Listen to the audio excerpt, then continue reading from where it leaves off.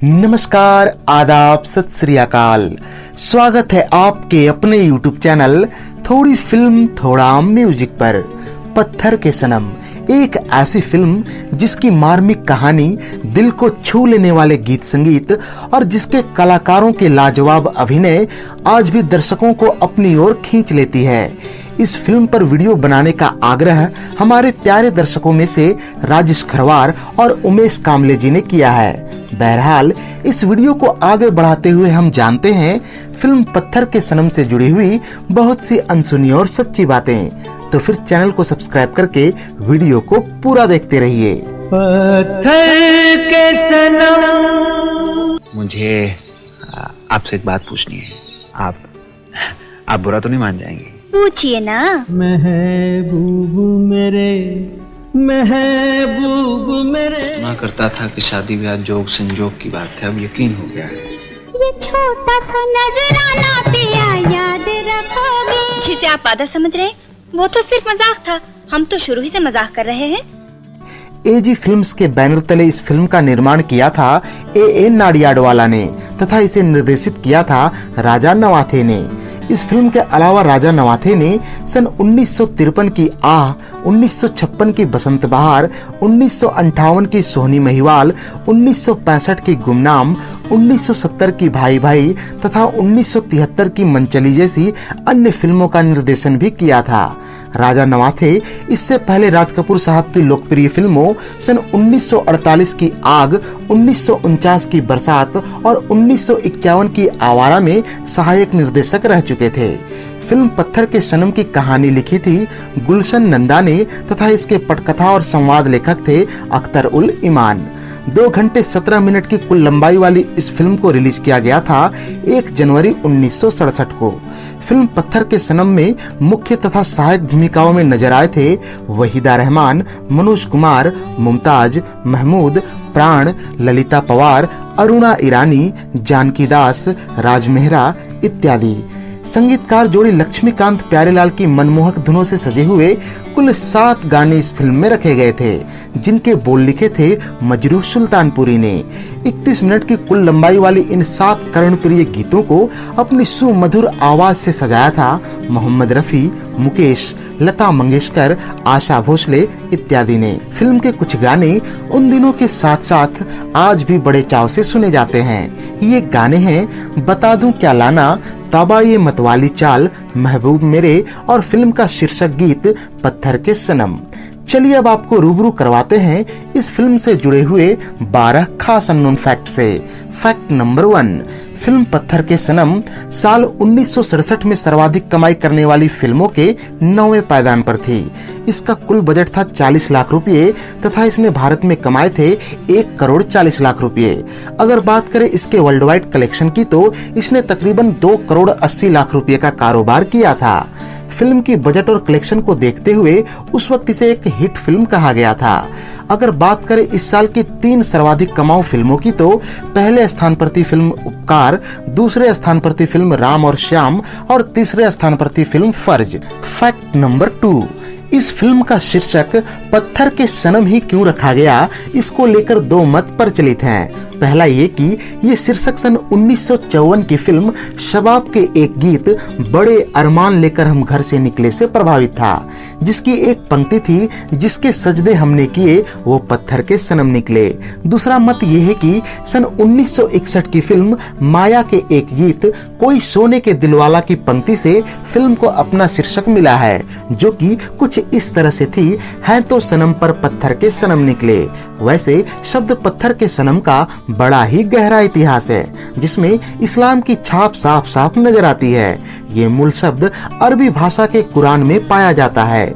सनम शब्द का मूल अर्थ मूर्ति होता है, पर भारतीय कवियों और गीतकारों ने सनम शब्द को प्रेमी या प्रेमिका के संदर्भ में प्रयोग किया और इस कारण अक्सर ये मतभेद होता रहा है कि इस फिल्म के शीर्षक गीत पत्थर के सनम में सनम शब्द को प्रेमिका के अर्थ में प्रयोग किया गया है या फिर मूर्ति के अर्थ में। पत्थर के सनम तुझे हमने मोहब्बत का खुदा जाना इस्लाम में उस परंपरा को अभिव्यक्त करता है जहां मूर्ति पूजा या सनम को खुदा मानना वर्जित है और मूर्ति के अर्थ में पत्थर के सनम बहुत ही सटीक बैठता है। फैक्ट नंबर 3, पत्थर के सनम की कहानी लिखी थी गुलशन नंदा ने, जिनकी अधिकतर फिल्में उनके उपन्यासों पर ही आधारित होती थी।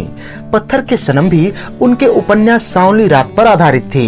इस कहानी पर संवाद और स्क्रीन प्ले लिखे थे प्रसिद्ध शायर अख्तर उल ईमान ने, जिन्होंने इस फिल्म के अलावा वक्त, जमीर, इत्तेफाक, गबन, मेरा साया और आदमी जैसी करीब 50 फिल्में लिखी हैं। फैक्ट नंबर 4, मनोज कुमार को फिल्म इंडस्ट्री में एक स्क्रिप्ट डॉक्टर समझा जाता था, मतलब एक ऐसा व्यक्ति जो स्क्रिप्ट को निखारने में मदद करता है।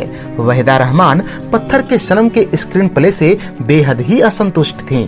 उन्होंने मनोज कुमार से कहा कि ये स्क्रिप्ट बिल्कुल ही बोगस है और इसके दृश्यों को दोबारा लिखने की आवश्यकता है। दोनों ने फिल्म के कई दृश्यों को बेहतर बनाने में मदद की थी। इस फिल्म की सफलता के बाद मनोज कुमार ने कई अन्य फिल्मों में स्क्रिप्ट डॉक्टर की भूमिका अदा की, जैसे कि दो बदन, बेईमान, सन्यासी, 10 नंबरी आदि। फैक्ट नंबर 5, वहीदा रहमान बताती हैं कि सामान्यतः उन्हें चुलबुली लड़की के किरदार निभाने का अवसर ना के बराबर ही मिलते थे, क्योंकि उनके चेहरे को देखकर अक्सर उन्हें बेहद ही गंभीर किरदार दिए जाते थे।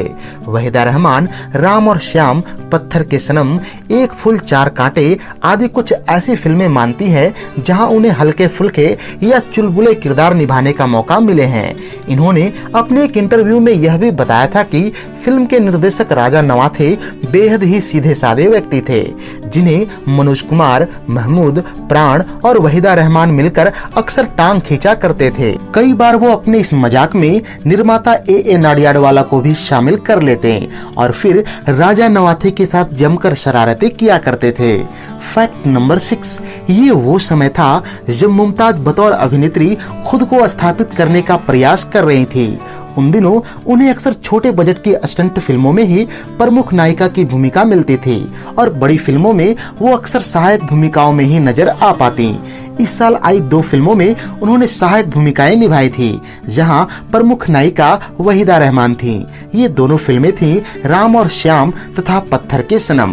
रोचक बात यह है कि जहां राम और श्याम में वहीदा रहमान अमीर बाप की बेटी और मुमताज गांव की लड़की के रूप में नजर आई थी, वहीं पत्थर के सनम में ठीक इसका उलट देखने को मिलता है। जहां मुमताज अमीर बाप की बेटी की भूमिका निभाती हैं, वहीं वहीदा रहमान ने गांव की लड़की की भूमिका निभाई थी। मुमताज को दोनों ही भूमिकाओं के लिए काफी तारीफ मिली और राम और श्याम के लिए उन्हें सर्वश्रेष्ठ सहायक अभिनेत्री के लिए अपने कैरियर का पहला फिल्म फेयर नॉमिनेशन भी हासिल हुआ।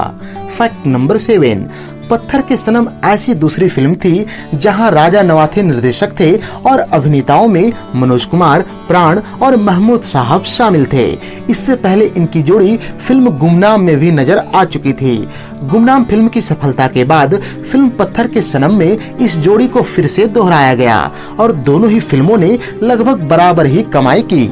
जहां गुमनाम ने 1 करोड़ 30 लाख रुपए कमाए थे, वहीं पत्थर के सनम ने 1 करोड़ 40 लाख रुपए की कमाई की थी। फैक्ट नंबर 8, संगीतकार जोड़ी लक्ष्मीकांत प्यारेलाल अक्सर अपनी फिल्मों में फिल्म के अभिनेताओं और अभिनेत्रियों को गवाने के लिए मशहूर थे। इस फिल्म में दुश्मन है जमाना ठेंगे से नामक गीत में महमूद साहब की आवाज का प्रयोग किया गया। ये उन गीतों में से एक है जहां एक ही अभिनेता पर फिल्माए गए एक ही गाने में एक से ज्यादा आवाजों का प्रयोग किया गया है। इस गीत की तुकबंदियां महमूद साहब की आवाज में है, जबकि गाने वाली पंक्तियों में मोहम्मद रफी साहब की आवाज सुनाई देती है। फैक्ट नंबर 9, मनोज कुमार और प्राण साहब की जोड़ी ने कई फिल्मों में एक साथ काम किया और इनके बीच घनिष्ठ संबंध स्थापित हो गए। इन दिनों प्राण साहब अक्सर खलनायक की भूमिका निभाया करते। फिल्म पत्थर के सनम में भी उन्होंने खलनायक की भूमिका ही निभाई थी। मनोज कुमार ने अपनी प्रोडक्शंस की फिल्मों में उन्हें सकारात्मक भूमिकाएं देकर उनकी इमेज बदलने का प्रयास किया। इसी साल आई फिल्म उपकार में मनोज कुमार ने प्राण साहब को चरित्र अभिनेता के रूप में स्थापित कर दिया। इस फिल्म में इनके द्वारा निभाए गए मलंग चाचा की इस कालजयी भूमिका को कौन भूल सकता है। फैक्ट नंबर 10, सन 2020 में 25 बॉलीवुड गानों की एक ऐसी लिस्ट बनाई गई जो 90 के दशक के पहले के गाने हों और जिनके वीडियो पर 100 मिलियन से अधिक व्यूज रहे हों। इस लिस्ट में फिल्म पत्थर के सनम के गीत महबूब मेरे को भी 21वां स्थान मिला था, जिसको 125 मिलियन से अधिक व्यूज मिले हैं। फैक्ट नंबर 11, वहीदा रहमान फिल्मों के मामले में मनोज कुमार की सीनियर समझी जाती थी, जिन्होंने अपना कैरियर मनोज कुमार से पहले शुरू किया था। इस कारण फिल्म के क्रेडिट में वहीदा रहमान का नाम मनोज कुमार से पहले नजर आता है। इस फिल्म में क्रेडिट को लेकर एक दिलचस्प किस्सा ये भी बता दूं कि मुमताज नाम की 2 अभिनेत्रियों को इस फिल्म में क्रेडिट दिया गया है। पहली तो फिल्म की सहायक अभिनेत्री मुमताज को तथा दूसरी फिल्म में महमूद की मां की भूमिका निभाने वाली अभिनेत्री को, जिनका नाम मुमताज बेगम था। फैक्ट नंबर 12, इस फिल्म में अरुणा ईरानी ने महमूद की प्रेमिका की भूमिका निभाई थी। इन दिनों अरुणा ईरानी एक नई अभिनेत्री थी, जबकि महमूद साहब एक प्रसिद्ध कॉमेडियन हुआ करते थे। महमूद ने अरुणा ईरानी से कहा कि वे फीस के रूप में 25,000 रूपए मेहनताना मांगे। अरुणा ईरानी इस बात को लेकर चिंतित थी कि अगर उन्होंने इतनी बड़ी रकम की मांग की तो कहीं उन्हें फिल्म से निकाल न दिया जाए, लेकिन उनको आश्चर्य का ठिकाना नहीं रहा जब निर्माता ने खुशी खुशी उनको 25,000 रूपए बतौर मेहनताना अदा कर दिए। तो ये थी सन 1967 में आई लोकप्रिय फिल्म पत्थर के सनम पर हमारी एक खास पेशकश। उम्मीद है कि यह वीडियो आपको बेहद ही पसंद आई होगी।